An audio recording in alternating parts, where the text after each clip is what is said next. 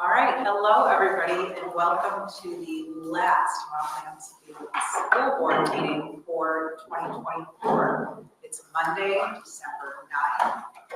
Edie Granning, chair. We're going to run us through the agenda, see if there's any changes to that, and then we will get started. And we have a lot of people who will be remote tonight because the roads are pretty icky. That's a technical term in case anybody was wondering. So community comments, the way we start all of our meetings. Then we have a principal report from Mike Weston at the high school, which is where we just had a tour.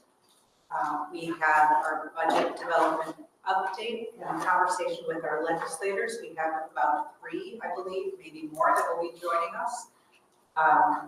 We have a discussion about our board governance compliance review and what we want to do with that going forward. Superintendent report, if there are any questions, we have minutes to it. We have committee reports to get updated on, and then if there is any other business. Any modifications or changes to the agenda?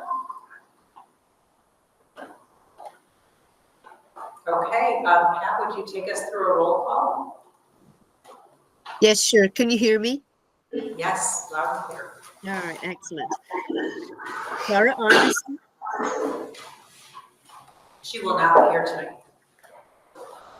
Kevin Campbell, Mayor, thank you.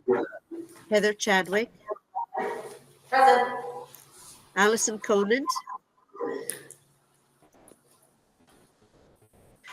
Gail Conley, Present.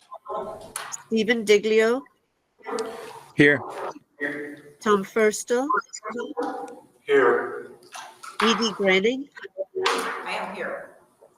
James Granzow, He will not be here tonight. Susan Lillick, Also will not be here tonight. Sandra Limoges, Here. Ethan Maurer, I'm here. Katie Nelson, Here.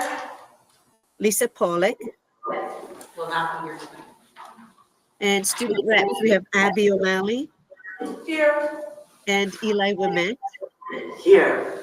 Okay, thank you all. Great, thank you. Any community comments? Nobody in the room? Okay, I'm not seeing any community comments. And Allison is here, Pat.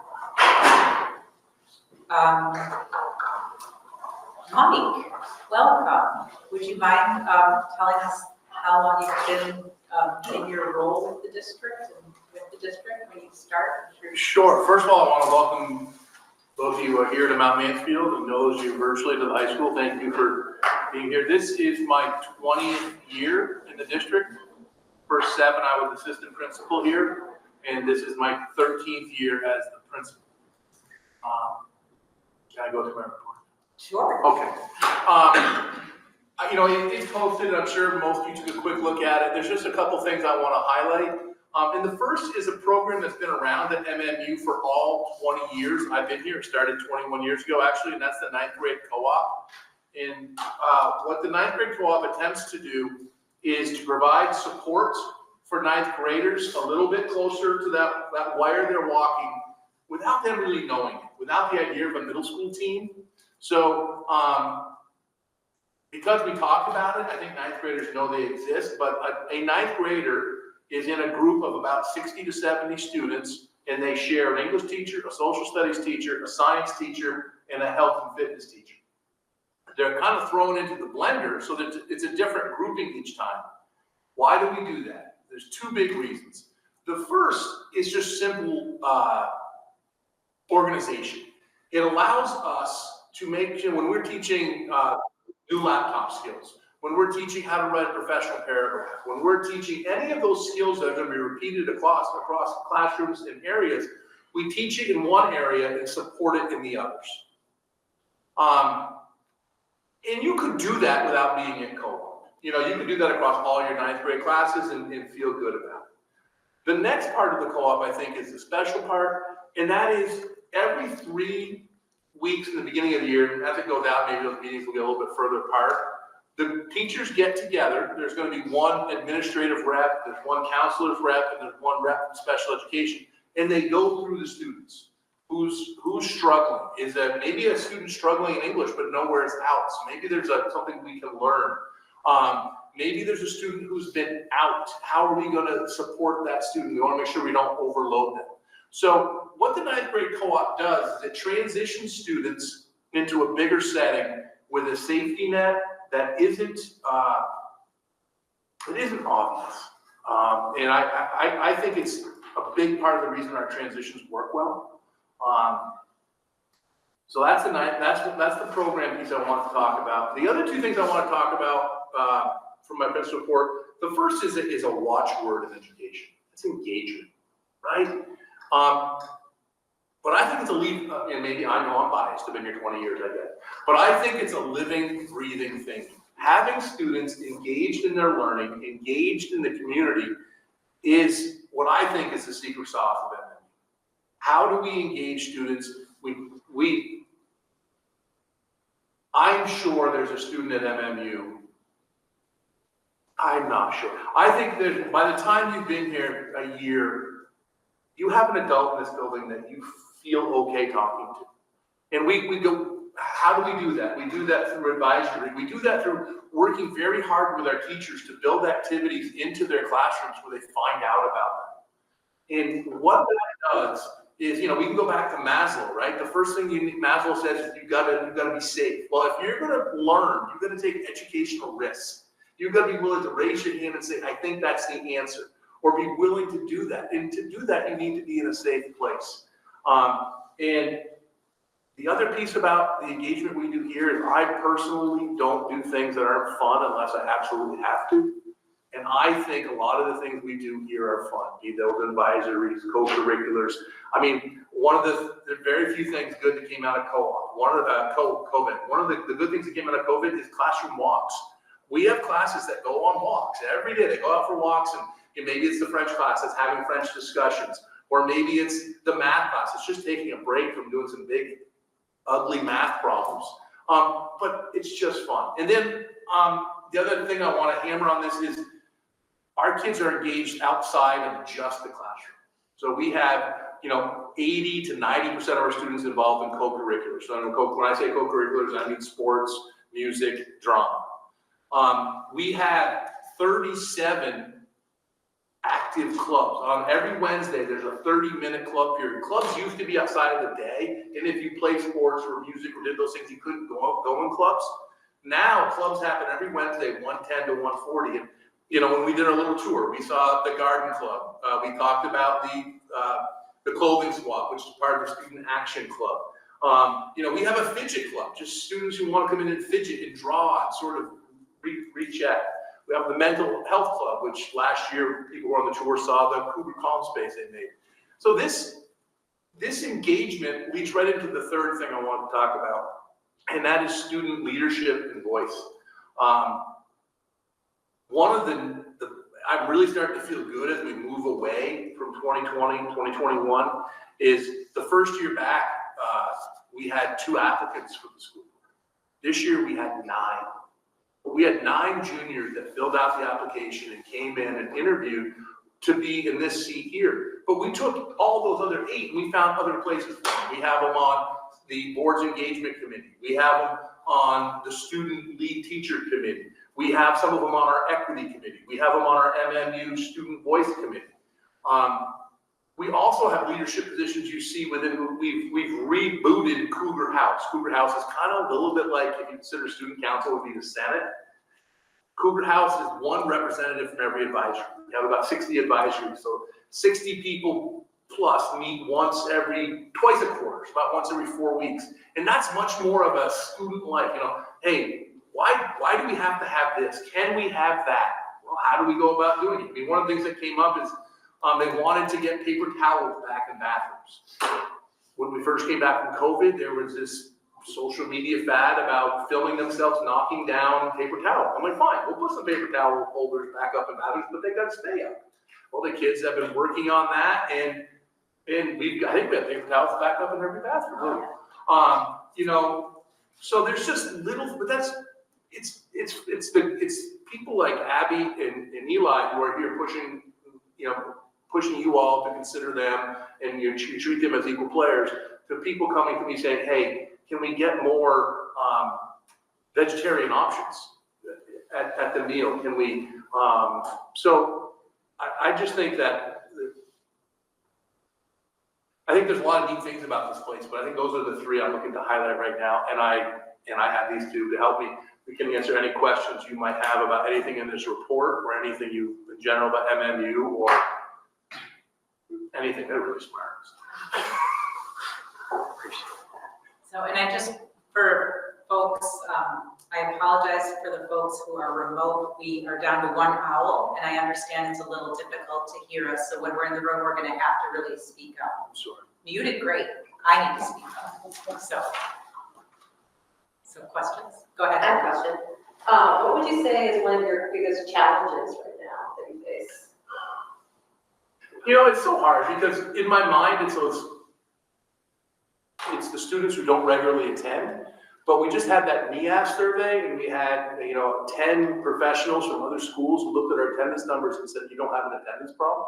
So I really think about those 15 students who aren't attending. But if I were to step back, trying to keep pushing to find more hands-on engaging activities with teachers. And our teachers are great at doing it, but it's, I don't want to burn a well out, so to speak. So I think that's probably our two biggest challenges. What do you folks think? I would agree with you. Yeah, I would well. Mike, I have a question that's sort of related. I absolutely appreciated your thoughts on student engagement and belonging and all that you're doing, and that's fantastic. We heard a while back the student survey that was done around their experiencing a sense of belonging or not. And I don't recall if it was 67 or 70% stated they experienced a sense of belonging. When will that survey be administered again? That's a statewide average. We have not received our school numbers yet. Oh, That's the YRBS. We have received information from the state that they are going to be redoing it, I think, in 25. Youth risk behavior. Thank you, Youth Risk Behavior Survey. So we are still, John, I don't believe we've received. We have not. So I am curious about it. When I first saw those numbers, I was taken back. yeah. A little too low for me. What I really want to dig into is what kind of question was that? Was it a 4 scale Likert? Was it a 5 scale Likert? How's that data look here? Yeah.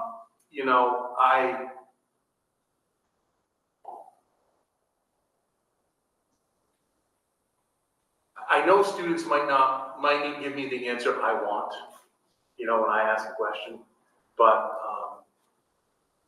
I do think that most of the students have someone here to turn to. What I said is most students here have someone here to turn to, and I'd like them to chime in a little bit. You have a lot of friends, and not all of them, I'm sure, love everything we do here, but how do you speak to belonging? I would say that most people I've met have found someplace they belong. I mean, the variety of clubs we have is so wide, from like athletics to like I can't remember what that club is called, the Duckies Club. Oh, Flash. Flash, which is you just go discuss common issues, debates, topics that often get the things that students really want to talk about, honestly. And all are really welcoming, open spaces. So I think that majority of students, if they would like to get involved and find a place that they can be involved in the school, then they absolutely can. There's so many options, which is really good. And I also think we have a very good support system here at MMU with our school counselors. The experiences with them can be so personalized and stuff. And whilst it may not seem like most students are going to be charging forward to claim their belongingness in the school, a surprising amount of people will go and talk to their counselors if they're having issues, even if they don't seem like the stereotypical person to reach out. So if I heard you correctly, don't have an average specifically for MMU from last year, It's 2 years ago. 2 years ago. The youth risk behavior survey data trails a little bit, and I think they really try to verify it many times. I'm going to give them the benefit of the doubt. So what they have released so far, I believe, is statewide averages, and we are waiting for our district averages. And once they do, the plan is actually to work with a group of students to put together the data and have, we'll do kitchen table discussions in our advisory, which are small discussions to discuss highlights in areas of the work. And my plan would be also do something with the community around that data once it comes out.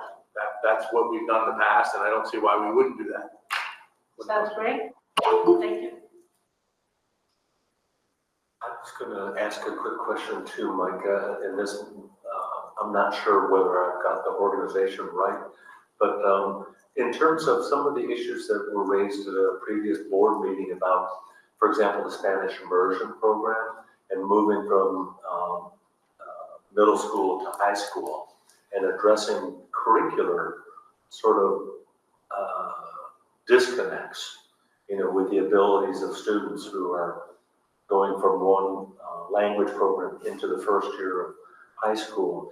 Does your curricular program at this level sort of coordinate with the middle schools? And what is there an update, I guess, I'm looking for? Well, first I'm going to talk about the coordination between us and the middle school, and that was the one primary report I did report out on. So we have a pretty thorough, I'd say 2 to 4 times a year, our 9th grade student and curriculum leaders meet with the 8th grade teachers, not 9th grade students, 9th grade teachers and our curriculum leader meets with the middle school 8th grade teachers and their curriculum leaders to make sure that what they're doing is kind of matching up with us, / maybe we've got to change to meet where they're coming from.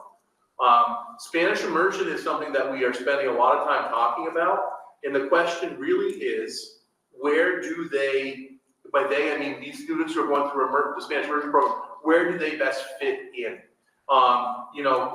It's obviously not Spanish 1, it's probably not Spanish 2. I'm just saying, the oldest kids are in 7th grade right now. So Right. we're not here yet. So the big question to us is, once you start getting into Spanish 3 and Spanish 4, there's a certain maturity level that's needed for those subjects and for the way that class is taught.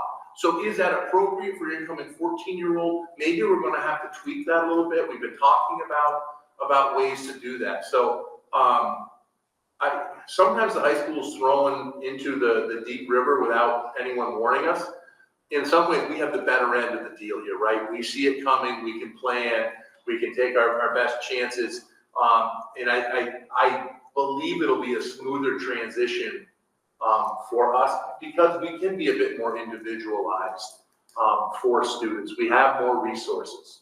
By resources, I mean we have the classes here at MMU. We have access to VTVLC where a student could be getting support. And there may end up being an 8th grader who comes up here early. It's a big ask for that 8th grader to come up because they're kind of giving up time in the middle school to do it. It does occasionally happen in other subjects. So that is something we talk about, but it's a decision that the student's parents, the middle school teachers, high school teachers all talk about all the pluses and minuses, and you make a decision. It'll be like all changes, it'll be a little bit bumpy, but I do think it will work itself out. Thank you. Any other questions for Mike?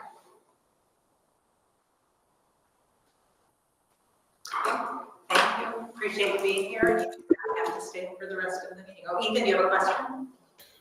Not for my, No. I just didn't know if you saw the, I was going to go there next. Yep. Great. Thank you. Okay, so we did have somebody type in that they had a community comment. They joined the meeting just a few minutes late. So if it's okay with the board, I'd like to reopen community comments.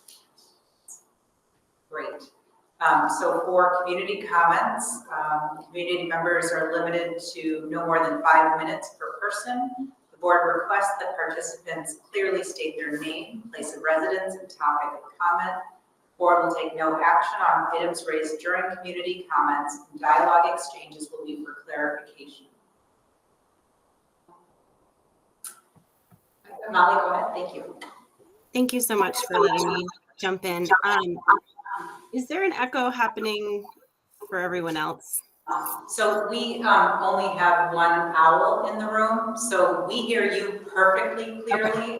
I understand that there's a problem. So normally we have two and normally it's a little better, but we got rid of the humming in the background and now we only have one owl, so we're working on it. Got it. No problem. As long as you can hear me, I'm just getting my own echo back. So I just want to make sure. So my name is Molly Lani. I live in Richmond and I have a first grader at RES and I have a sixth grader at Campbell's Hump. And my comment is more or less around Spanish immersion, which I know there's been a lot of public comments around that lately.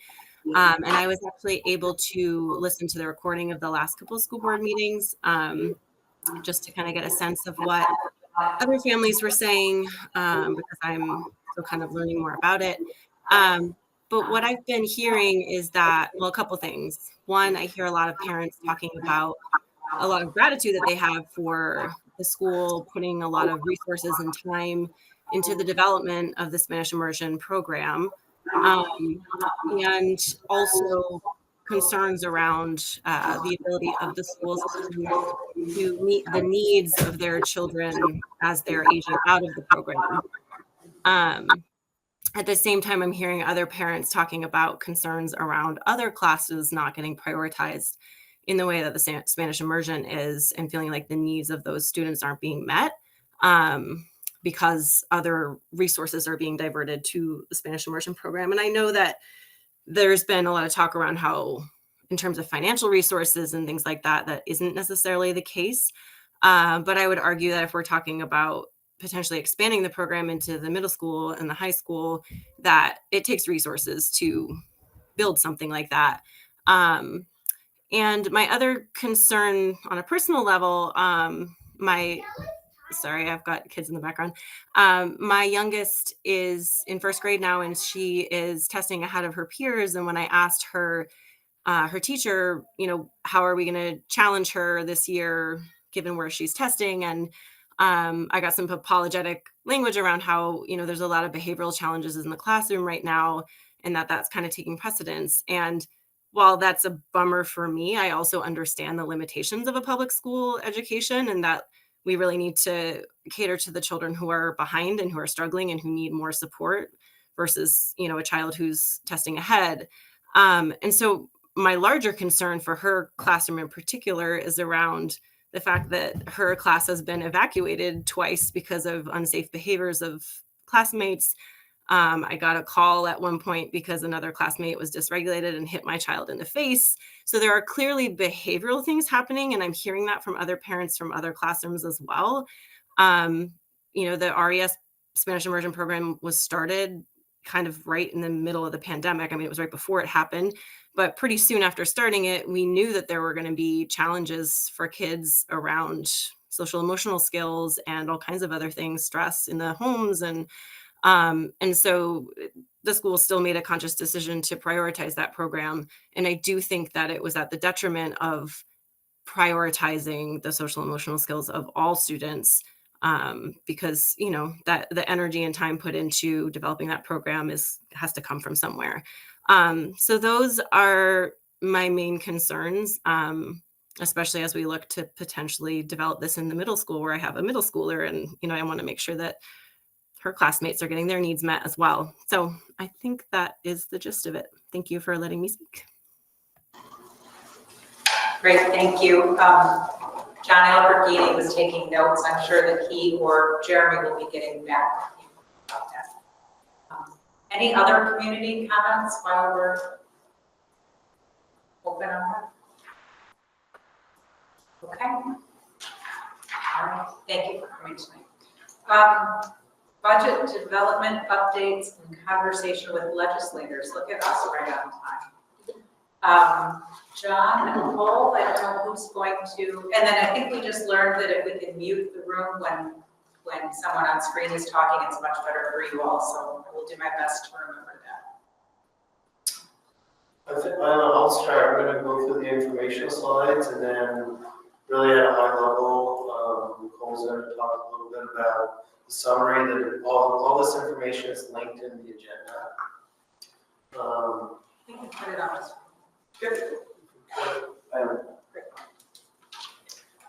So we're gonna go through the slides, take some questions.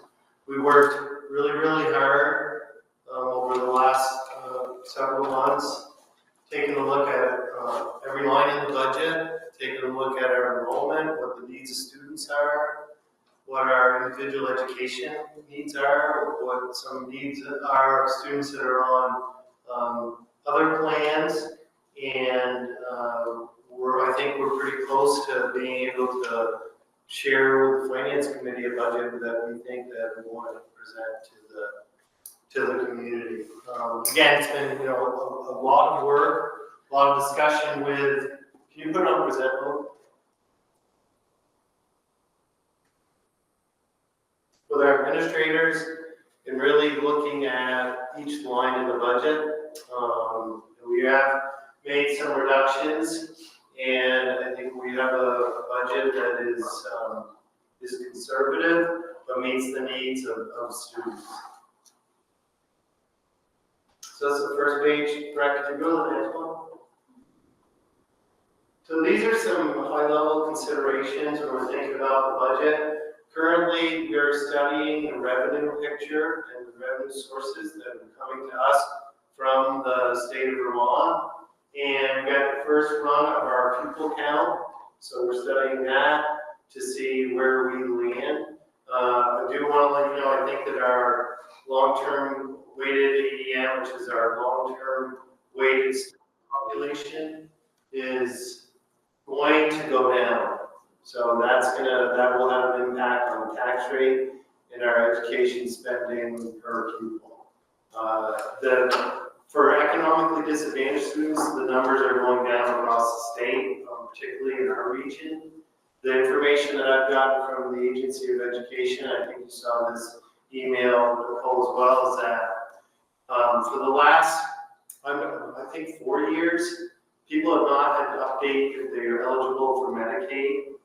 And so there was a waiver through the state and the federal government, and they need to renew those forms, and some people haven't. And we also had a pretty hard time getting that individual income form from everybody because it is voluntary. That's such an imperfect system for collecting data. I would agree with you. Is that the only mechanism that we have? Those are two pieces that are influencing the decline.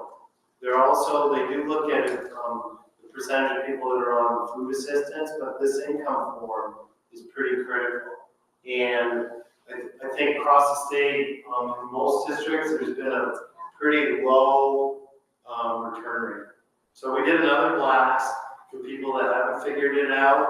We're hoping we'll get more numbers, but it is an imperfect system. Edie and I were just talking about that earlier. So just to repeat the question, because folks online didn't hear, the question is how do, I guess John mentioned that the numbers are going down for the students who are economically disadvantaged. Yep. And the only way that, we're just reacting to the fact that the system is really poor right now to get that information. That was the reaction. You self-report your income. So if you receive an email that asks you to self-report your household. It asks you to go to a form. Right. Yeah. And so it was like the least likely that people who are economically disadvantaged, like, have the resources to do this. And they no longer have to do it to get lunch because we also have universal meals. So there's zero benefit to doing all the extra. Too, for our family, right? Because Exactly. Yeah, people are very, hopefully people can hear me better. I'll get closer to the mic. You were doing great. Oh, they can hear me? Good.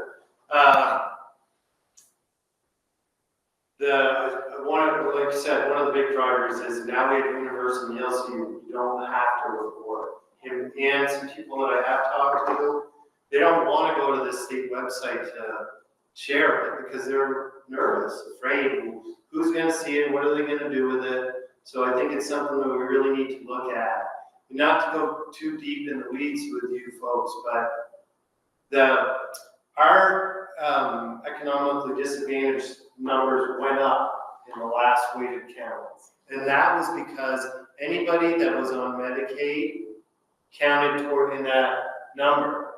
And that is because we had the waiver and we were able to use those numbers for literally almost 4 years ago. So this is a pretty big change. I guess I would highlight this because it really makes it challenging to budget when you got these big fluctuations of things that are really hard for you to control. But this is just a fundamental equity problem. Like, there's nothing equitable about the system that's asking people to disclose their personal financial information on a voluntary basis through a series of electronic forms that our district funding depends upon. It's outrageous. I agree. Is there any, is this something the state's working on? Because I feel like you're getting like wholly inaccurate numbers. I think this is the year that this is now, the problem has surfaced, right? So there may have been people in the background flagging it as this might be an issue down the road, but this is the first year that it's truly an issue for the state. So I anticipate that people will look at it, but I'm not sure how much of a difference it's going to make this year. And the form did come legislatively, that was in legislation, so we're reacting to what we're supposed to do, but I would tell you it's a challenge. Because I was surprised our numbers went up last year, but now they're going down. So again, it makes it very hard to intentionally, thoughtfully budget when you have these fluctuations of things you just don't control. The other, I think, challenges and considerations are we have an almost 12% increase in it, they're estimating in our insurance again. It's better than 16.4, which was last year, but still, double digits and a really big for us. And then we right now we have a placeholder for salary in our budget, and we're negotiating 2 agreements. So we have a placeholder for that amount, but we're not sure what we're going to end up negotiating in the end. Next slide, please. So I don't have all of my slides, but this is what it's all about, right? These are over 216 students who graduated last year. I know some of them, they're awesome. Many of them are going on to post-secondary experiences that are very good and strong. And this is why we're putting our budget together. Obviously for pre-K to 12, this is the culmination of it. And in our hands, in our big goals, we talk about wanting to graduate effective and engaged citizens. And so this budget, and all the money in it really goes to, students. Next slide, please. So I don't have all my slides, but I had to pop one in. So these are our targets that we set earlier on in the year, and then some past targets. So this year, really early, we're going to need to set these targets. And so we looked at what does our enrollment look like, what are some of the student needs look like, and also, what are some estimates on health insurance, and some other, and what are the costs of goods and services that we're seeing, which have gone up. So we had targets for edge spending, which is a critical variable in figuring out our tax rate and our overall budget not to exceed 4%. We also looked at what's the long-term inflation rate at the time, and it was about 3.29 when we looked at it and we were talking about it. So, some good news is that, and I'll get to these slides, the overall budget right now in draft 2 version V1 is 1.96%, which is a lot more than it has been for the last few years, and our ed spending is 1.34%. So to give you some context of that, the December 1st letter that came from the tax commissioner said ed spending, the average in the state was, I think, either 6% or 6.1%. So we're much lower than that. And again, really thank our administrative team and Nicole for, you know, the long hours that we put in, trying to see what are some reductions that we can make that do not impact services to students. That's been our focus. We want to have high quality schools, so what can we do that isn't going to influence the day-to-day experience for students? Next slide, please. These are the big drivers. Salary and wages, you know, right now we're looking at 2.49%, which matches. And not intentionally, but it's the way it worked out, which is good. And then the child care contribution tax, that needs to be for all employers, but that's in this year's budget, and that's about $146,000, $145,000. Big driver again, employee health insurance. On the reduction side, we're paying down our debt, so we're paying less for debt on our bonds. And some other reductions, we took out our capital reserve transfer and some transfer for child nutrition or school lunch to be at university meals. We did take out one school bus. We usually purchase 3, we're purchasing 2, we're proposing that. And then really going line by line and seeing what we've spent, what we need, and what we can reduce in some other lines. To come up with an overall increase of 1.96%. Next slide, please.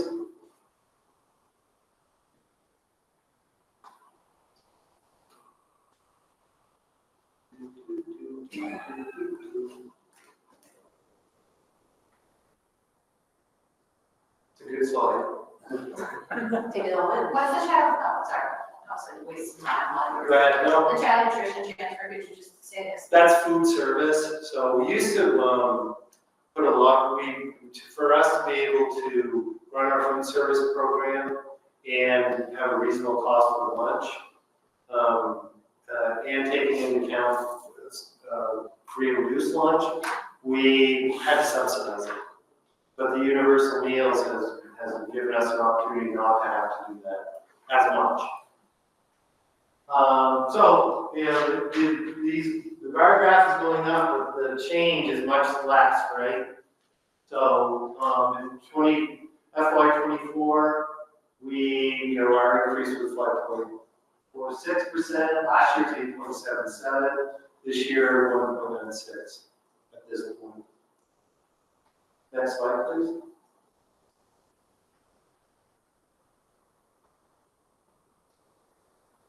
It changed, that's the one. Okay. Again, the change, the delta is really much smaller, right? For education spending, and just a quick review of ed spending is spending that is funded through property taxes, most of it. And then other revenue we get, the biggest one is through IDA, special ed. That is not in ed spending in this areas. So this is the number that drives your tax rate, okay? Any other questions? Yes. So significantly smaller increase this year. Yes. And what's the headline there, why? Well, we did make some reductions. We have, I think the net reduction that we're estimating enrollment is 31, and most of that is at high school. So we're gonna be able to offer less sections, and we're gonna have cut about 1.7 FTEs. That's district-wide. So that's part of that. That capital reserve is we were transferring 300,000, and so that's something that we're not doing next year. The bus is about 150. So some pretty big ticket items. Food service. The current year contract, the current year contract percentage for teachers and support staff is right, is higher. Yeah, it's a lower percentage than what we have had last year for sure. And we're in a bargaining year, so we don't know what that contract is going to be, but we're anticipating it's going to be a smaller increase than last year's increase was. And then the miscellaneous lines, where we took a look at what do we need, communicating with administrators, what have we spent in the past, and can we make some reductions? So that's what, I think we've done a comparatively pretty good job. And, based on what we're looking at for enrollment and student needs. So that's where we're at so far. I was gonna say, is the board comfortable with introducing the legislators? I think we have 4 on the call now and opening this up to a conversation with them at this point also. Is that That's great? great, because the summary is just, I talked about the big stuff. Then, yeah, Brett, we can pull the slideshow now, we can pop it back up if we need it. So, I think in order of who came to the meeting today, I think Senator Chittenden is here. Jana Brown, representative from Richmond, is here. Senator Ruth Hardy, representing Washington. And, well, Huntington and Bolton, right? And, sorry again? And then Representative Theresa Wood, who is also representing Bolton and Huntington, along with Waterbury. And I think somewhere else is here as well. So thank you so much for joining us. Really appreciate it. Do you all have questions about, and just to recap, one of the things that we have a concern about with the budget is that our economically disadvantaged numbers have significantly decreased in a lot of the state, not just here, because of the way we're collecting the data. There's no longer, universal meals means that families there's no benefit to them to reporting it, and all of the reporting is self-reporting.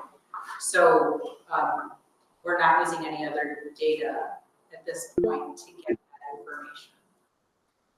So, Tom?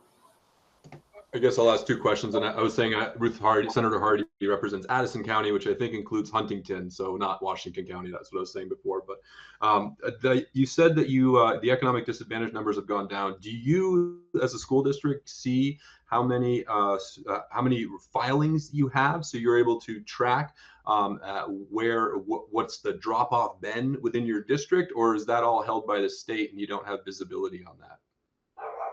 We know the percentage. It's about 40% of people approximately right now are reporting. Okay. So it's pretty low. So we have, like I said, we sent out another note to folks that haven't, encouraging them to do so, because it does make a big difference, but it is their choice.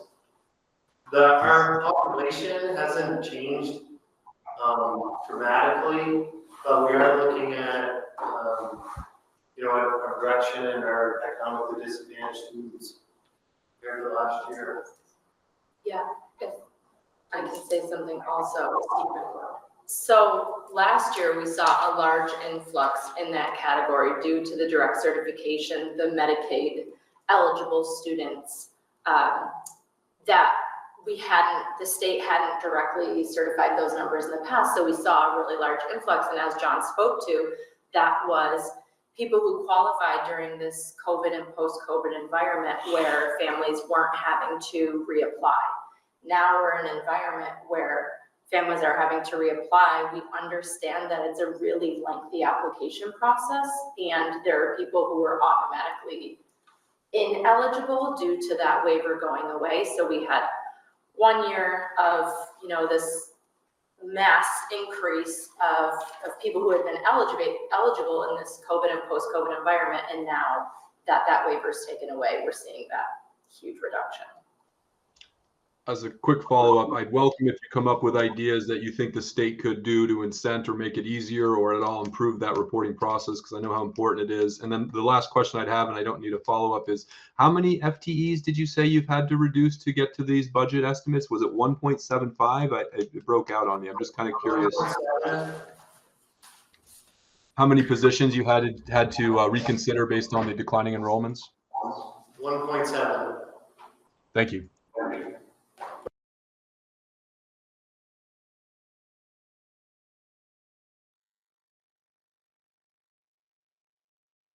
Is that just like fluctuation, like natural? Yeah, it's just a smaller, it's a group moving through the high school and we need less sections. Yeah. In a couple of years, it's gonna come back to, you know, a little bit higher than it is now. So just, it ebbs and flows. Yeah. Go ahead. Sorry. Oh, Ruth, go ahead, sorry.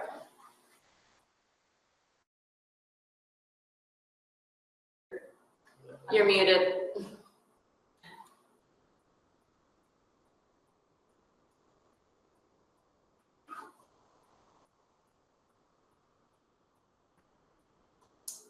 Sometimes you get a log out and log in. You may have to type in the chat.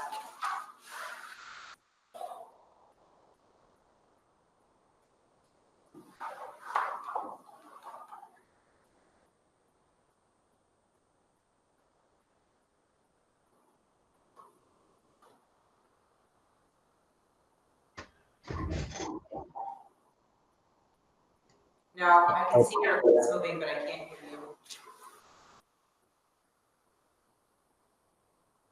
Does,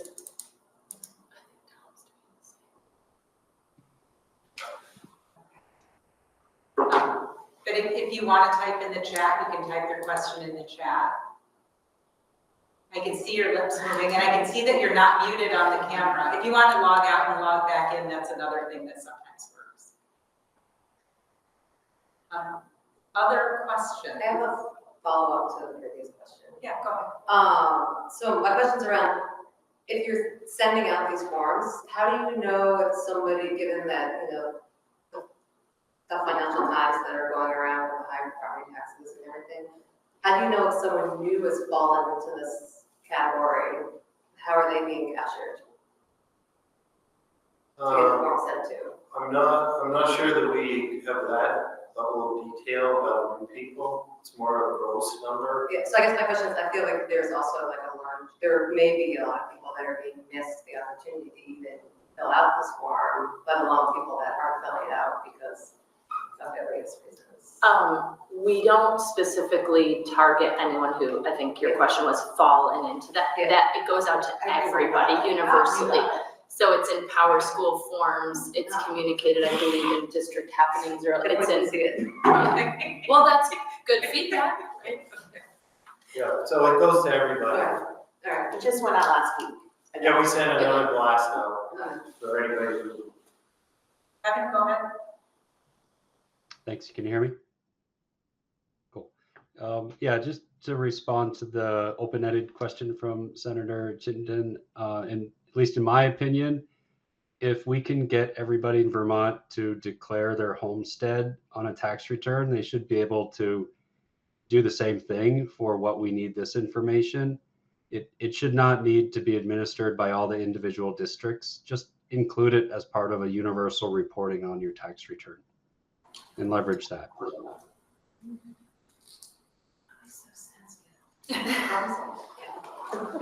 Great suggestion, Kevin. It would need to be, different, but, I believe everybody files a state income tax return, or should, right? And so something on that should be able to get this information. Thank you. Ruth, let's try again. No, sorry. Good. You can text me too, and I'll ask the question for you. Are there other questions? Comments? Anyone in the room? Anything other than budget that you want to share with our legislators? And our legislators, any questions that aren't around budget that you have for us also? Those are all possible.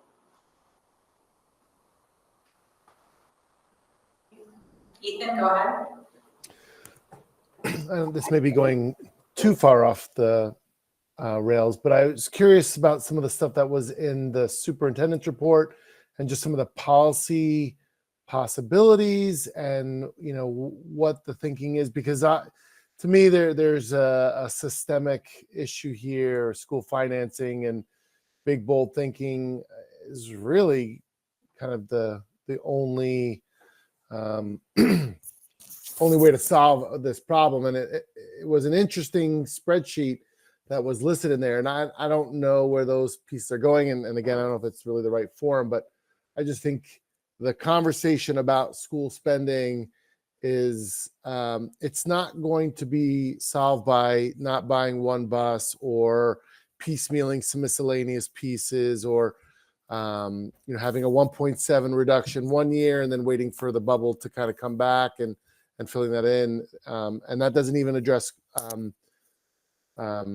infrastructure improvements. So I just sort of curious as to what the mood is from the room around some of those bigger topics.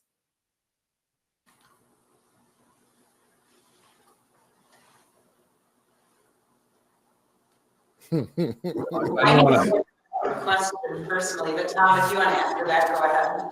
So I don't want to use up too much space here, but I guess to that and the silence, the two big things that are on top of my mind going into the session that I'd love more with all of your thoughts on. I saw a 37-page report from the Agency of Education, Vermont's Agency of Education, released on November 15th, and there was a lot in there. And what I did notice is they did do an exhaustive comparison to other states, and they highlighted how our current formula is unique and is the opposite. I think it opens up to 48 other states, in that we have all of our school districts approve budgets, and then we create a formula to cover that amount approved. And they say 48 other states, which all want to achieve substantially equal public schooling solutions for all of their kids, they do it differently, and they determine the ways and very complex formulas like we have to allocate certain amounts of resources to each school based on formulas like what we have, like our weighted pupils, and then leave it to those districts to cover anything above and beyond that. And I would think that that's worth at least considering, and that's been around for some time. And now I'm not talking about a foundation formula, but instead setting a spending or an amount to allocate to each school district that we can all feel confident would be able to deliver quality public education, and then leave anything above and beyond that to be a different conversation. That's a notion that I just want to see some modeling on, to see how that transition might work, and if that would be worth starting the conversation to compare to other states, because that would be a systemic shift. The other thing from that I'd love to hear thoughts on, but I don't want to use up the whole night, is that it did talk about how the budgeting process right now is, I would argue, skewed based on town meeting day being in March, and that many other districts would have the votes like it used to be in Vermont. I understand town meeting day used to be in May, and then you would all be starting your budget process in January after a full semester, and not necessarily October. I don't know if there's merit to that. I know there's contracts and concerns with that timing. There's never going to be a perfect time, but I'm kind of curious if school boards would see some sort of value in having your budget discussions kick off early January after you have a whole semester of results. But I'll stop there.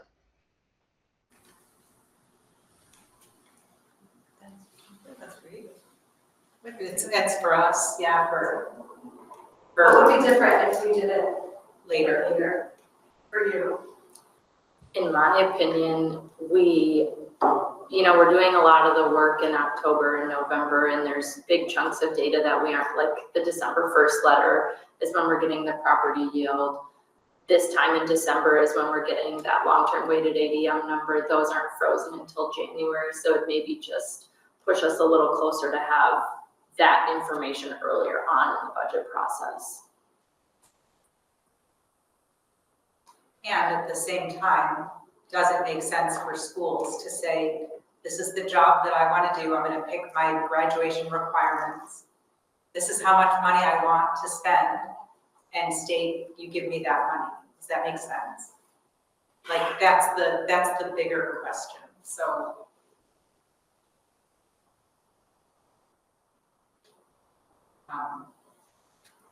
But yeah, having data would make budgeting easier. Hey, I'm just trying. Can you guys hear me now? Yes, we can. Yay! Ethan, do you mind if I scoot in front of you? I think I may have not remembered everything I was going to ask, but I missed the part of the presentation where you talked about enrollment. So it does sound like you had a slight decrease in pupils. Is that correct? Yeah, the net was around 31. You're down 31, and what?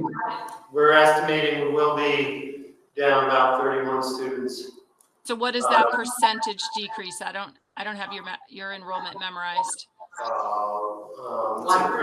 it's about 1%. Okay. And one thing I just want to note, and it doesn't look like Rep Wood is here. Oh, she still is here. But just the childcare, what you're calling, I can't remember what you phrased it as, but I guess that rubs me a little bit the wrong way. That should be part of your employment costs. That is a payroll tax, just like Social Security and Medicare is. It's not a separate thing. So I was it rubbed me the wrong way to see you characterize it as that. And also you should be paying that this year. So it's not a new thing for next year. So you're including it as 100% increase for next year. And that's wrong. You should be paying it this year. So it shouldn't be 100% increase for next year. So a couple things. We didn't get it in our budget last year. So we're gonna have, you're right, we are paying it now, but we're gonna have to make up for it. So this is an item that didn't get into our budget until this year. And okay. it is a $145,000 increase, which is a pretty big driver to our budget. So it's just more to be transparent than anything else. I totally understand the transparency. It's just the characterization. But to the conversation about the school, the collection of data for students students living in poverty, your point about the COVID era Medicaid enrollment is a really good point. The Agency of Education was supposed to have created a universal, simple form for all school districts to use that was required for all parents to fill out and for the school districts to use. And it sounds like they maybe have not done that or you haven't received it. But there should also be still direct certification for the students who are enrolled in SNAP or enrolled in and Medicaid and any of the family assistance programs for low income families. So there still should be direct certification. And if that's not happening for you, then that's also an issue that we should find out a solution for. There is some direct certification, but there have been many school districts in Vermont, at least on the listserv I'm involved with, that have seen a reduction in economically disadvantaged students because of the Medicaid waiver. Some people are not filling those forms out or renewing those, and that's influencing the count. That came right from an AOE representative. Okay. Are they still doing direct certification for students who are on those other programs though? Yes. Okay. That's good. I was gonna say, and the AOE did create that form, but if you're required to fill it out, why? Like there's no benefit to anybody for filling it out, and we have no way to hold folks accountable for not filling it out. So what's the? It just comes to you as an email from the school that says, please share with us your household income. And I'm happy to do that personally, but I can't imagine that everybody's for what or why. I mean, who's going to, it's a very awkward position, especially for people who maybe are dealing with such factors in their life that they're not even up to speed on right now. I mean, this is an area where I feel like the state and I thought Kevin's suggestion was very good. Yeah. Is a central depository where you're getting the right information, because people aren't required. You're asking them to fill it out, but they're not required to do it. Yeah, this has been a big issue because the tax department, they have very strict federal requirements for maintaining their data. But if this form and the process isn't working right now, that's something we should definitely work with AOE, because the intent was that this be a much simpler process and that direct certification for many, many students would prevent the sort of low compliance that sounds like you're seeing with that form. And just one final thing is, Senator Chittenden, I would love to talk to you about what you just mentioned about the flipping on the head of, because I've looked at a lot of states' formulas, so it would be interesting to talk to you more about that. So anyway, thank you all. I'm glad I got my mic to finally work.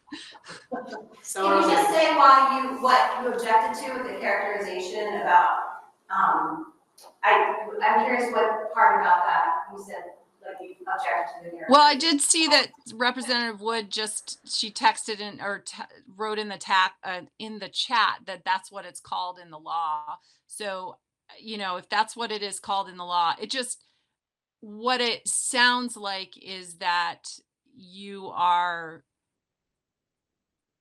what it is a payroll tax, just like anything else, just like any of the other payroll contributions that you make for employees.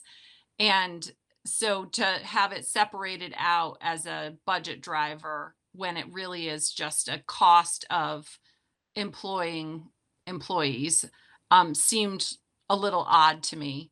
And but I understand if that's what it's actually called in the law, that's a little bit different. And I guess it stood out to me because it was supposed to have started this year. So I see. Thanks. Thank you.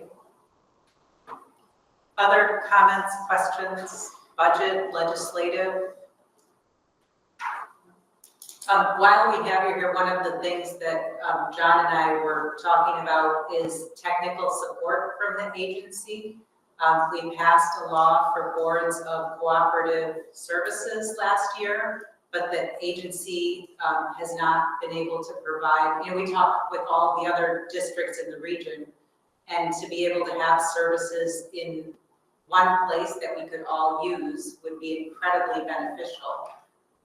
But right now we're left creating those services on our own, which is not efficient and only supports the districts that actually have the capacity to do that. And so getting more technical support from the agency to get those boards of cooperative services up and running would be incredibly helpful.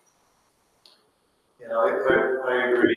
To me, this is one area that the state could really help us with, is to help set up some of these collaboratives regionally, and to make it look more efficient and fluid, depending on what districts need.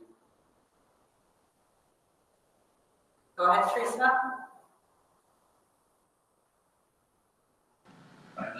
Thank you. I am just curious, this is a whole different topic, but you did open up for other questions. I'm just curious, I know that John is planning on retirement, and wondering how the superintendent search is progressing, or what your plans are for public involvement in that process. Yeah, so we are in the middle of the search right now. We have 15 meetings, I believe, with 15 meetings with our consultants had with different groups throughout, community members, parents, students, teachers, administrators. And then our board met with 4 different groups, 4 different times with those different groups. We are now letting the consultants take applications. The application process is open until the end of the year. And then in early January, we're going to hopefully review lots of really great applicants. But we are we've done the work that for us right now, and we're in a little bit of a lull. Thank you. Yeah, we're anticipating having someone by mid-February, end of February. And I just think it would be really, you didn't mention, I think it was Edie who was talking, but you didn't mention sort of the general public. So hopefully, I'm not sure what interview process you're going to use, but I know when we needed to do this for the Harwood School District a couple of years ago, there was a opportunity for just community members in general to ask the finalists questions and hear their responses. So I hope that you use some sort of public process for the applicant finalists. So we did have a public process for input for the, at the beginning, the same way. So there were many opportunities for the public to engage with us, although not many chose to, which was really disappointing. We kept going to where they were and trying to get people to talk to us and literally dragging them into a room to talk to us at one point, which was what we had to do to get public input. And then we have, which we're going to talk about a little bit later, we will have a committee of folks that includes public representation to do some final interviewing for us as well. So yeah, thank you for the question. Other questions, comments? Anyone?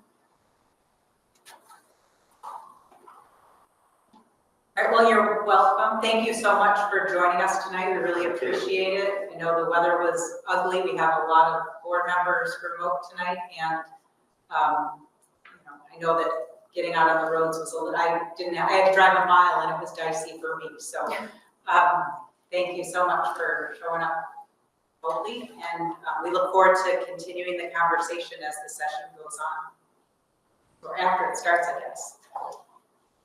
Thank you for having us, everybody. Drive safely home. Thank you. Thank you. Bye.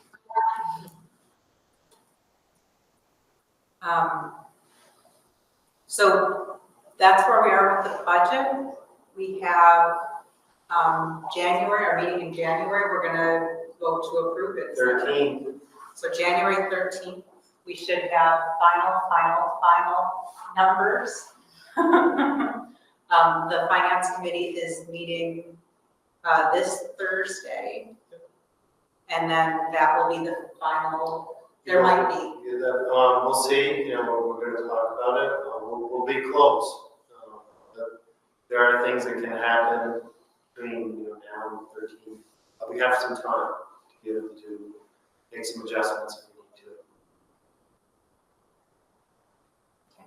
need to. Yes, Steve.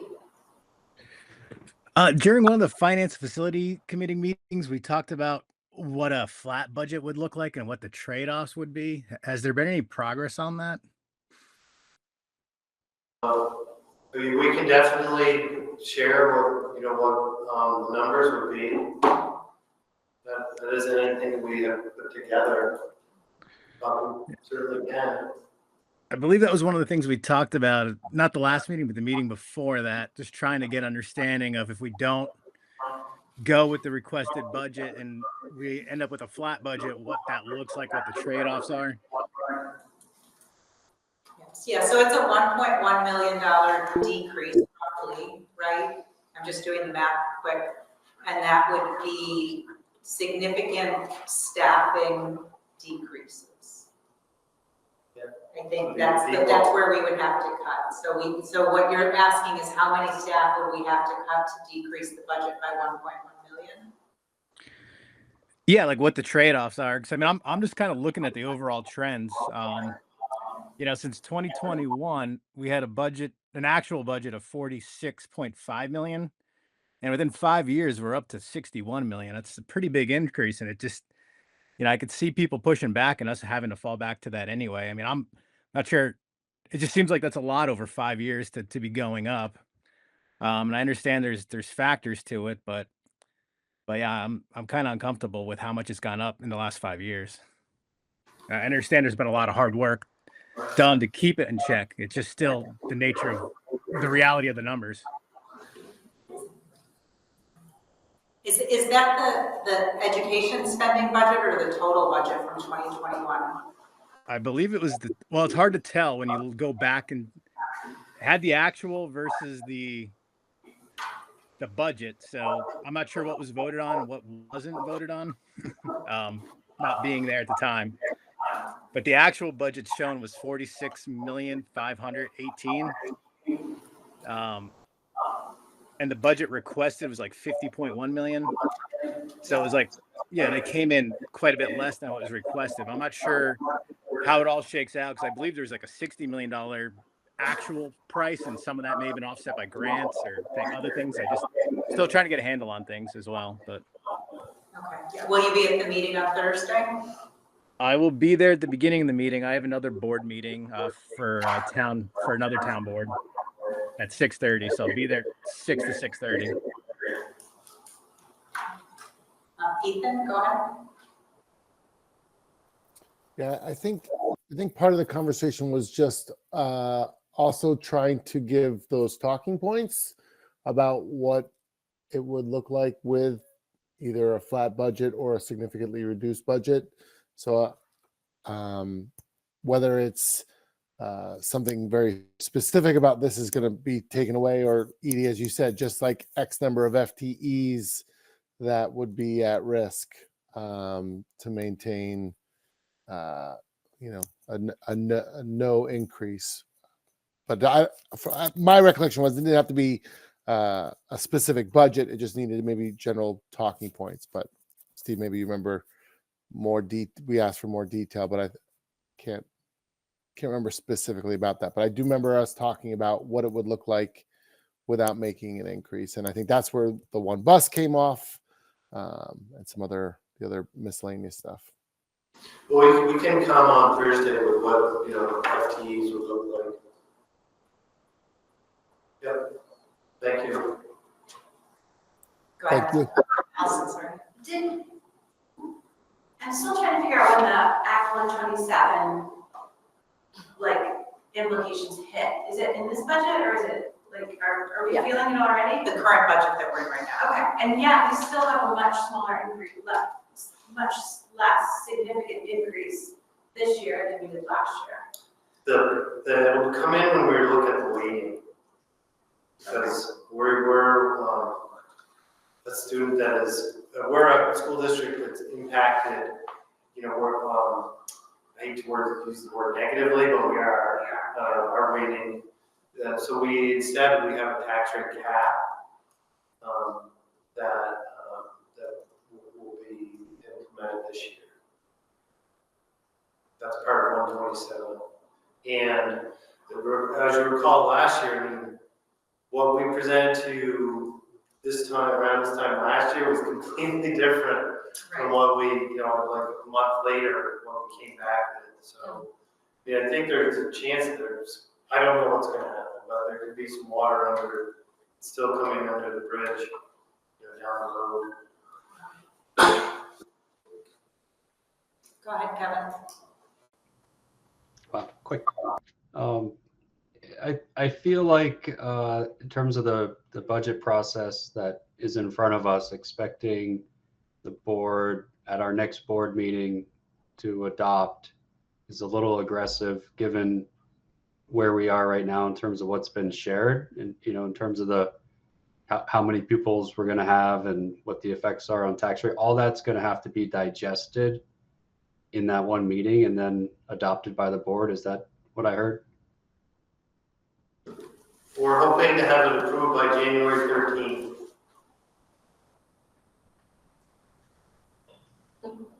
So that's our next board meeting. Not the next board meeting? Sorry, a little muffled.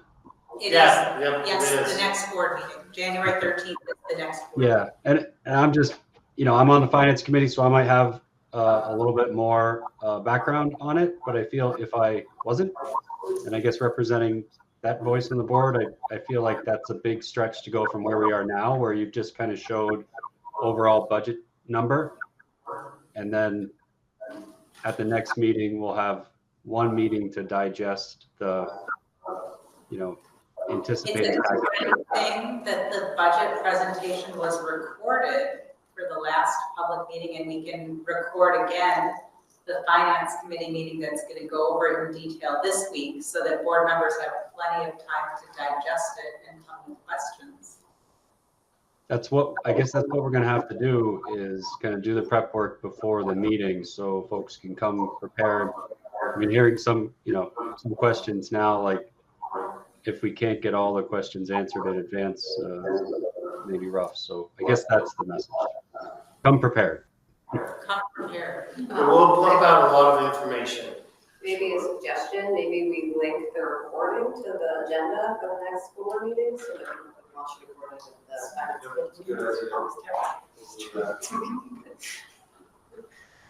And a suggestion to watch it. Yeah. Yeah, I sorry if I still have the floor. Sorry. Can I say one more thing, Edie? Of course. Sorry. And I put Nicole on the spot, but sometimes in the past, there's just been a letter from your office that just explains where we are. So we can read that to ourselves, and that might help for some background, as opposed to just sharing the charts. Memo. A memo is on the agenda for Thursday's meeting. Yeah, and for the next board meeting, like a letter to all board members. Here's what's changed. Here's what we're seeing the tax rate based on these inputs. Give us the narrative so that we can come prepared to ask questions, or even better, ask you questions before the meeting. Sure. Yep. Thank you.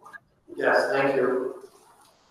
I would like, though, to have questions at the meeting, because I think that's helpful for everybody to understand the questions that were asked, the questions that board members have about this. I think that process. Yeah, we can have it both ways, right? You can ask the question to Nicole in advance, and Nicole can come and say, here's some of the questions I had, here are the answers, just to try to move it along. Yeah.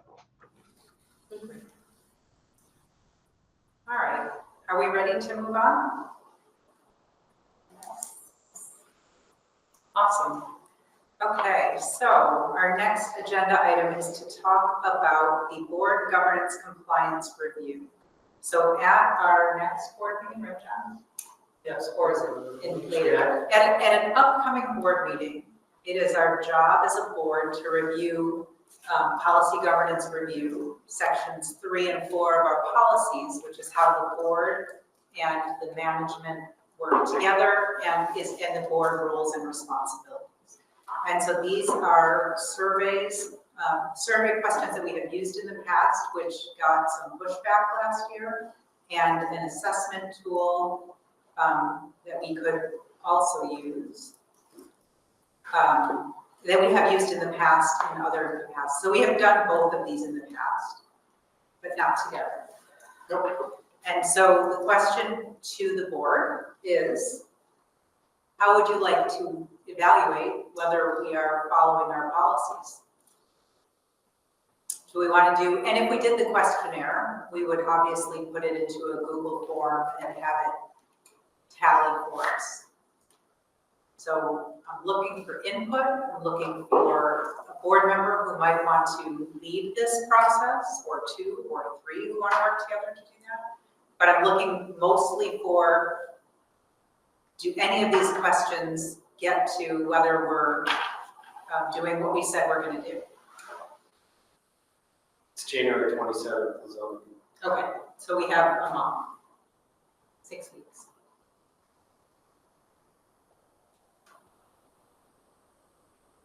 And again, this is conversation.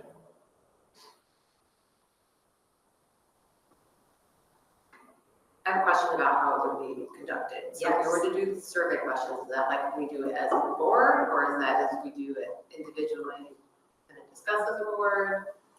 So ideally, we would do some kind of a survey in advance and talk about that at the board meeting. We could go through question by question at the board meeting also, but I think that we will all be more prepared to have the conversation if we do the survey in advance. A quick question, is the survey questions that we've got here on the agenda, are those standard that like the VSBA would have for any policy governance board? Yes, Okay. I got it. It's a model that we tweaked a few years ago for Mount Mansfield, but the framework is very, very similar. And how did these questions, were they, are they open-ended questions where it's sort of yes or no, or as you were mentioning before, are they graded on a Likert scale, or is there a different form of this same survey, I'm wondering? So you would rate it, 1 through 4, something like that, and then a spot for comments. Okay, all right. Is that form already been developed so that we could just do it? Oh, okay. Yeah, we can dump it in a Google survey and send it to people. Yeah, I'd be glad to volunteer to help with that process. Excellent, thank you. Yes. And if anyone wants to work with Tom, he would love to have someone work with him. I'm trying to remember, so this is how this survey on the Google document is how we did it 2 years ago, right? I feel like, and that led to sort of Last year, budget took over everything, so I don't think we actually did this last year. Yeah, no, we did do it last year. yeah, so, You think we did? No, I think we Yeah, did. I don't.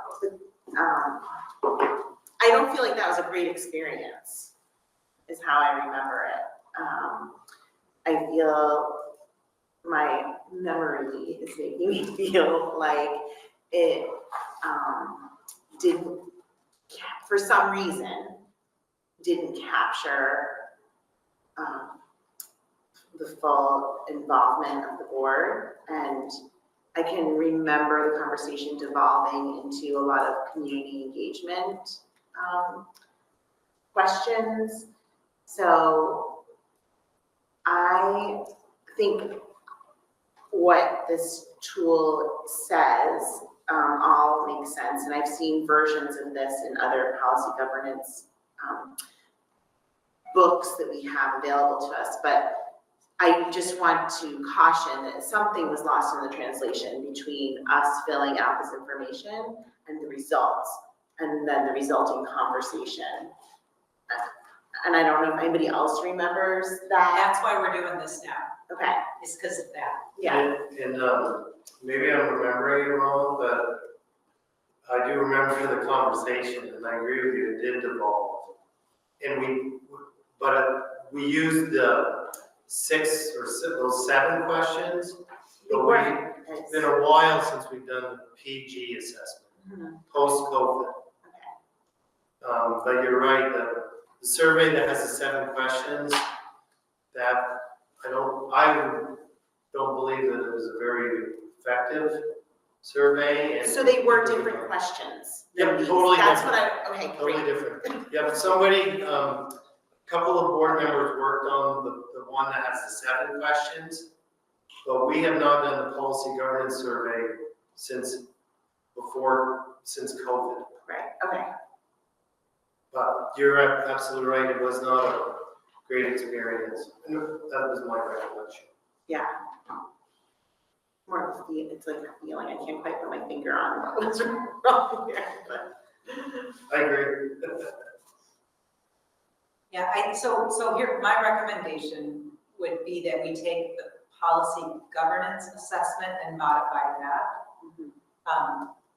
The last time we did that, it also did not feel like it hit on all the notes. And I would love it if someone who recently did the policy governance class refresh would work with Tom on it. But if that's not possible, then I understand.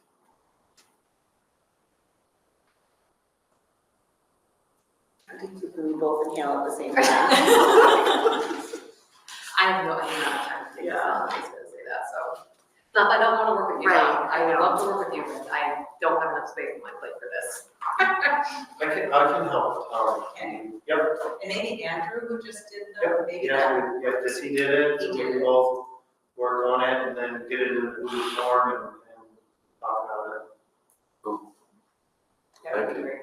Okay, so then, at our next board meeting, we will ask folks to do the survey and get it back within a week so that we can have the results tallied before the end of January meeting. And have that done there, yes. And then what do we do with those results? It's as if it's a monitoring report, so we review it and we accept it as our monitoring.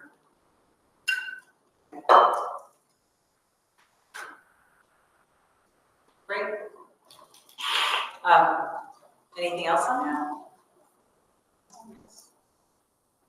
All right, thank you. Superintendent report, any questions, comments, anything that we need to review? I had a question, and when I read your report, John, it was a number of days ago, so I'm just looking at my notes for the question, and I should have reviewed it. But anyhow, let's see, it was with regard to Act 139 and the letters that were sent out to parent caregivers if they're kindergarten through third grade students, according to the STAR reading screener, if they were in need of urgent intervention. But there was nothing else stated about what services the children were receiving, or, did that go in the letter as well? So I just wanted to hear a little bit more about that.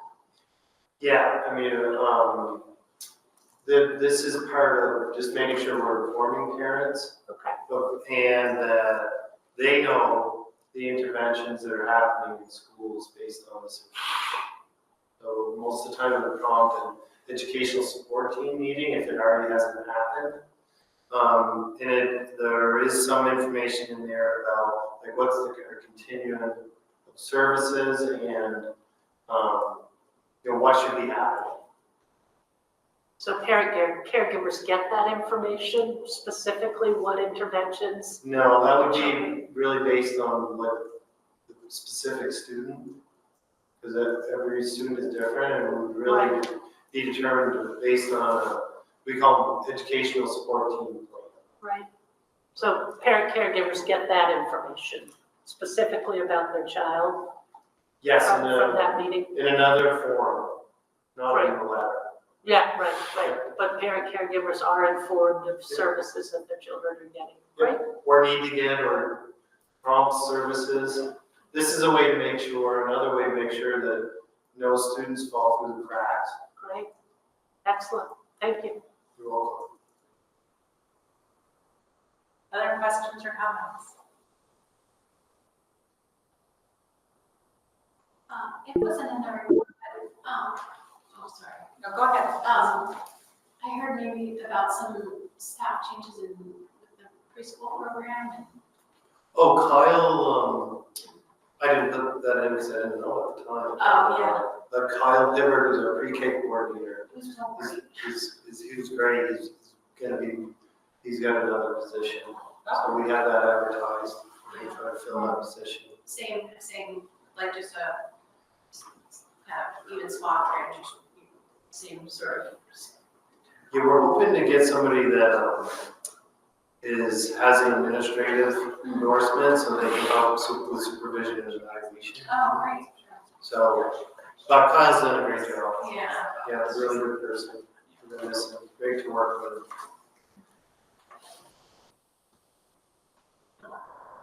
Yeah, it's a great opportunity. Yeah. Ethan? Yeah, John, thanks for the report. And again, I'm just kind of honing in on the legislative and AOE updates and kind of the information that is there. And the other piece that stuck out to me was the school size report and just how weighted the school sizes are in the lower number range. And I was going to bring this up with the legislators, but I don't know this. One of my big fears right now is that there is always been sort of a Chittenden County bias, right? We're the largest county, we're the economic driver of the state, right? Burlington's such a great place to visit because it's so close to Vermont. I worry sometimes that we are going to be pitted against other schools. As Chittenden County are larger schools, we have met some economies of scale. we look at MMUUSD as a fully unified district. We've gone through those struggles of bringing governance under one roof, and I'm just not sure how to talk about that without pitting ourselves against a smaller school district, because that didn't come out right. I appreciated Senator Chittenden's perspective, sort of establishing what feels sort of like a cap that the state's going to fund.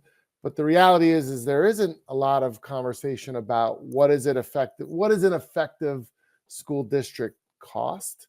And I don't know if there are talking points again that we can be having to avoid that trap, to not be pitting ourselves against other school districts. Good point, because there's some really big differences between school districts in our region and the Northeast Kingdom. I mean, big differences. So I think we just need to really keep it in perspective that there are going to be big differences, and where we can gain economies of scale and efficiencies, then we should try to do that.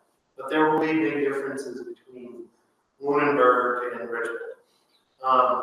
So we got to be really, I think, cautious, thoughtful about how we look at the data and present the data.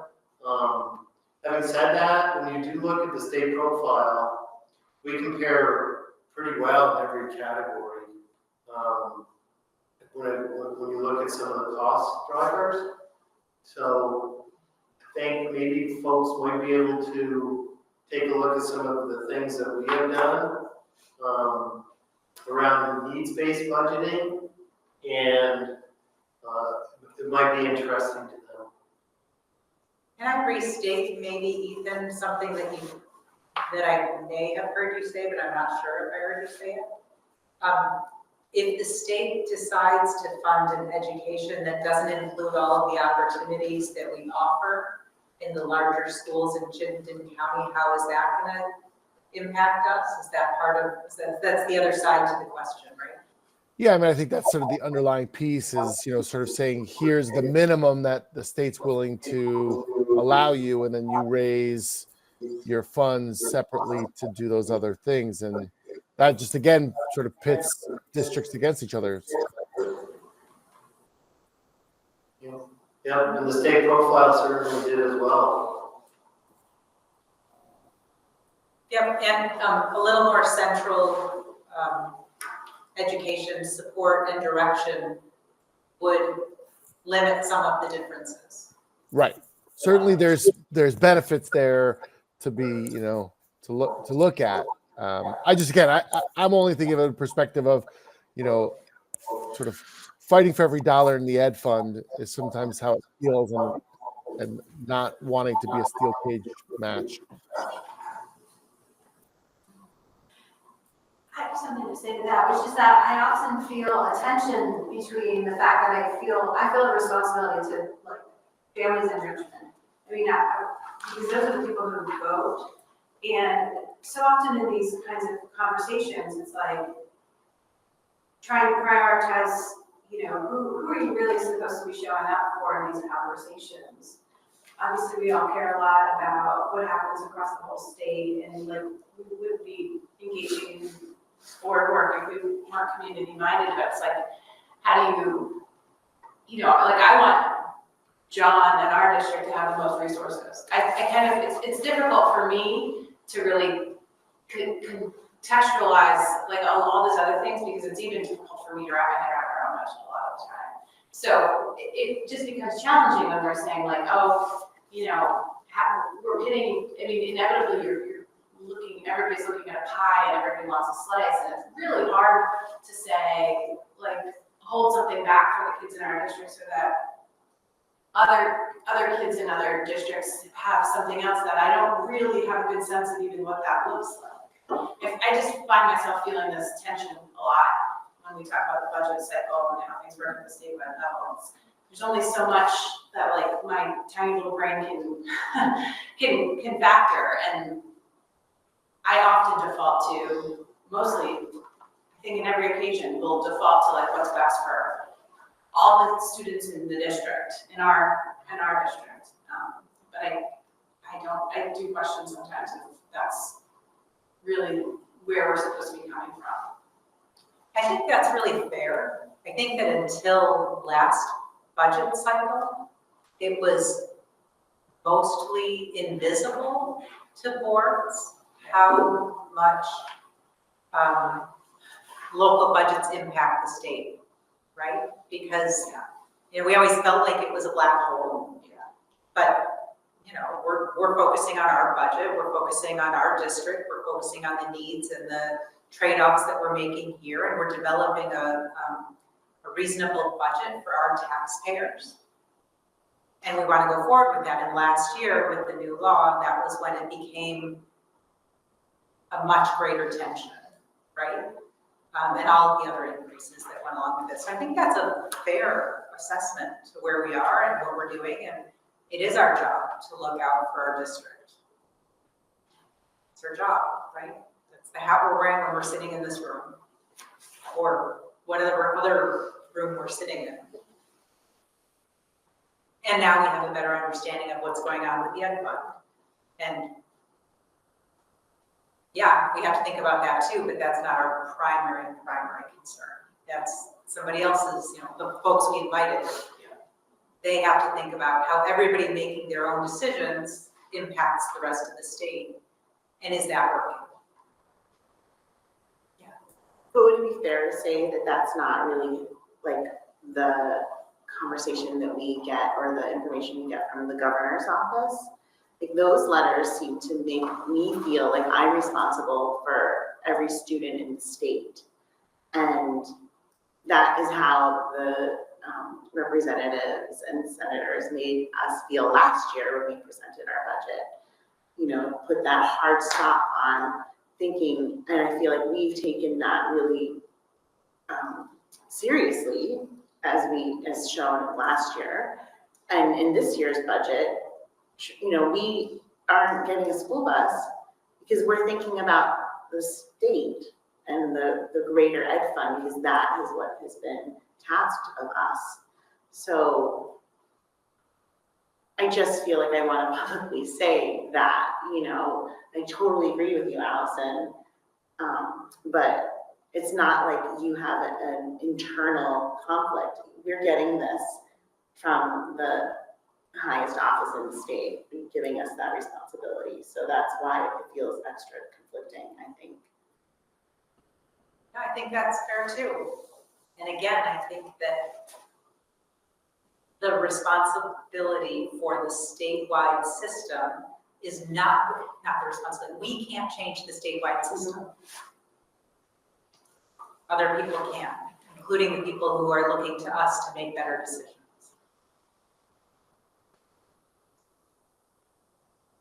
Yeah. A lot of tension.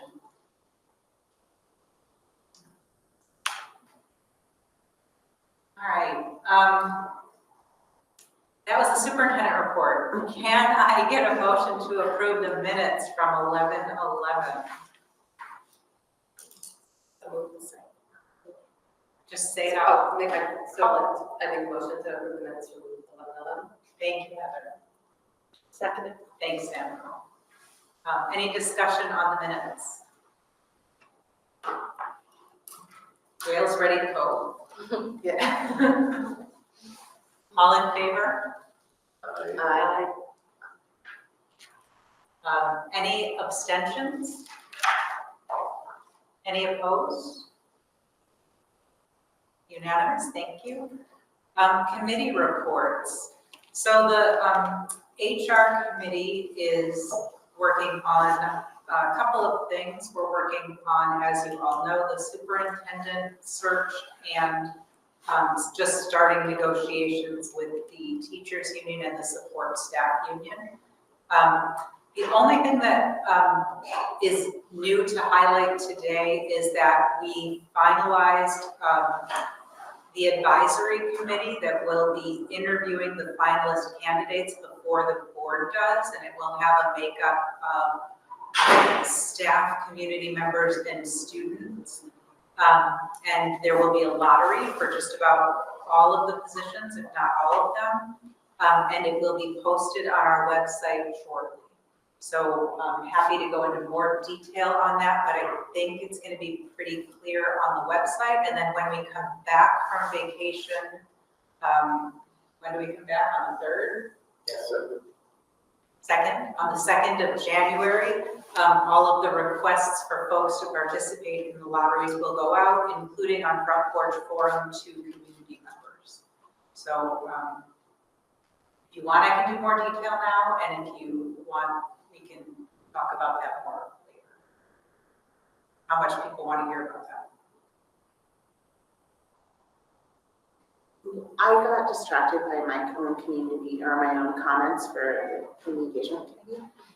I heard you say January 2nd, and that's when the requests for folks to participate in the lottery. So that we will have the date. I think we know the date. I think it's a Friday in January, that for people to give up their whole day to participate in these interviews. And so so if you are interested, and there are 12 seats on this advisory panel, and they all have a category of people that would fit into that. So, so I can go through that list now, or it will be all on the website shortly, and then I won't miss anything by asking. And then the Front Porch Forum post will just come from the finance committee, or who? It'll come from me probably. Okay, because that will be before our next meeting. It will be before our next meeting. Okay. Yep. So that anybody, and that will be for community members, parents, anybody who, there'll be a list of and everybody can fill out the same form and check the box that puts them into whatever category it is. The issue is you have to be willing to spend the entire day doing interviews, and we're asking folks to keep it confidential. So in the same way that it would be super helpful to get all of the finance committee and budget stuff before our next meeting, or some kind of reminder to pay attention to that. And I can help with this, but I think one Front Porch Forum post can obviously be very lost in the shuffle, especially around the new year. So I think it would behoove us as board members to speak directly to our communities and make sure that people do know, even if it's just sending to our personal text chain and all of that, so we can communicate better about it. Because we won't have a community engagement committee meeting before that either. Okay, so next week, let's you and I work on that. That sounds good. And then when we update the website, we'll put the first notification out to everyone so they can go and look at that in more detail and know that the date is coming up to o'clock. Great, good catch, thank you. Yeah. Community Engagement Committee.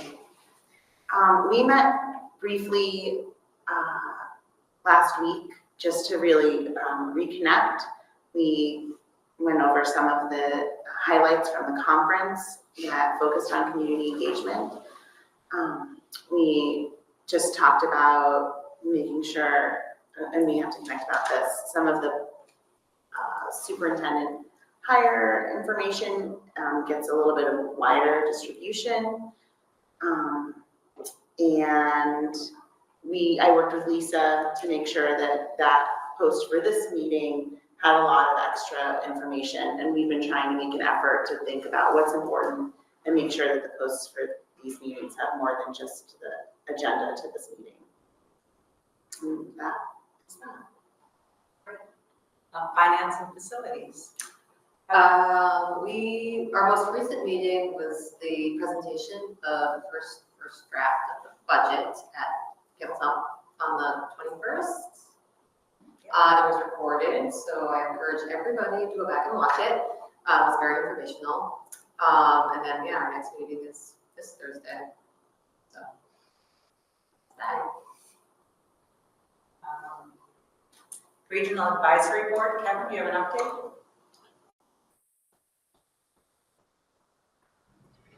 update? Yeah, I can provide a brief update.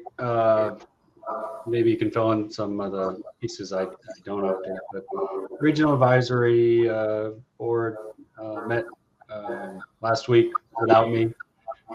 But I did review the presentation that they covered, and I attached it to the agenda today so folks can review it. I found the presentation informative. It looked like most of the meeting was spent, informing us about the priorities and makeup of the two regional technical centers, and yeah, I didn't see any significant changes or anything coming out from the presentation. Edie, anything to add from somebody who I think was actually at the meeting? Just that the Essex Tech is going to be adding a new offering, which is EMT, and that will be different from the EMT that is part of health at Burlington Tech. So it's more designed for folks who simply want an EMT certification and aren't looking to get pre-med courses before they go to college. So I thought that was an interesting conversation about when you add a new class and how that goes. And it sounds like there will be more opportunity for the students in our region because of it. Yep, and not part of the report, but maybe just a suggestion to offer, John, as part of our community presentation of the budget, maybe including one or two of the slides from that deck to show our participation, what those programs offer, might be a good thing, because it is a key part of our budget and what we offer many of our students. Thank you. Legislative and VSBA, do we have any? Legislative, everyone was here. We talked to them a little bit. VSBA, everybody's gearing up for the session. I think there's anything else. Any school highlights you like that you have? Well, midterms are coming up after break, which is always fun. I actually really like how I do midterms week with the half-day schedule, and then Friday being a major day. That is very good for student support, which is very relevant to the board. Other than that, winter sports are winding up. I'm very involved in dance teams, so that's what comes to mind when I think of winter sports. Dance team tryouts were last week. State championship dance? This will be the 10th year in a row if they win. Double state championships for varsity, for jazz and hip hop. Yep. Oh, and one acts are this weekend. Come see those. Student written and directed. Thank you. Yeah. Any other business? I just want to remind everybody to, if they have the time, to register for the virtual Listen and Learn tour session tomorrow from 6 to 8 for community members. I heard that the one at CBU was really informative. I couldn't go to that. My husband was out of town, but I also heard the same, and I heard there was a really good presence there. I think lots of the administration were there as well, and asked really great questions. So this is the last opportunity to share information with the Agency of Education as part of their Listen and Learn tour, and it's virtual tomorrow night. Mm-hmm. And you can get the information by digging through the Agency of Education website. Mm-hmm. But I did, there is a link I can resend. They did clarify it based on some feedback on how to register. Great, thank you. Other business? Can I get a motion to adjourn? So moved. Thanks. Second? Thank you, Heather. Or hand. All in favor, give me a thumb and head on out and have a great evening. Thank you all so much. Happy December. Have a great New Year. Have a great week, and see you all in January, if not before. Thanks, everybody. Thank you.